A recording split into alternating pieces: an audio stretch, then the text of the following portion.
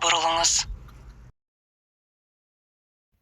Тугис немесе 2GIS сервисі қазақ тіліне аударылды. Енді 2GIS-те қазақ тіліндегі дауыстық навигатор бар.